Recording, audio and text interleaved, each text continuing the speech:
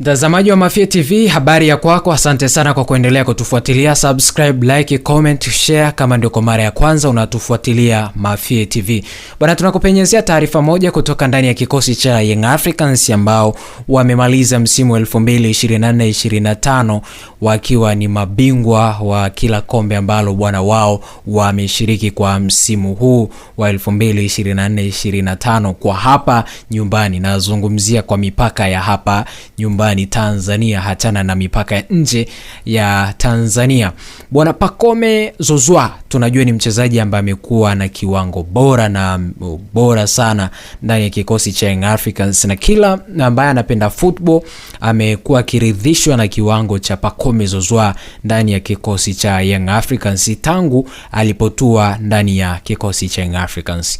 Tunakumbuka kwenye mchezo dhidi ya Simba Sport Club ambao ulichezwa, tulimuona akiwa anaaga. Maana yake inaashiria kwamba anaondoka ndani ya kikosi cha Young Africans kwa msimu 2025-26. Hatutarajii kuwa naye kwenye ligi kuu ya NBC Tanzania bara. Sasa Pacome Zouzoua ameaga rasmi kama ambavyo niliwaambia hapa Mafia TV. Bwana, na mchezo wake wa mwisho ulikuwa dhidi ya Simba Sport Club na dhidi ya Black Stars Singida, na baada ya hapo ataondoka kwenda kutafuta changamoto sehemu nyingine kwa nje ya mipaka ya Tanzania.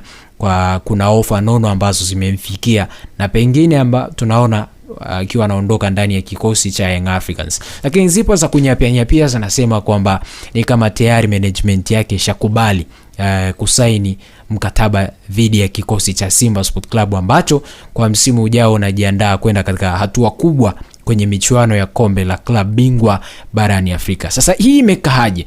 Hii imekaa hivi kwamba Simba wao wanamnyatia mchezaji huyu kwa sababu anaelekea mwishoni mwa mkataba wake ndani ya kikosi cha Young Africans, lakini inasemekana amepata dili nono nje ya mipaka Tanzania, ikiwa ni kaskazini mwa Tanzania.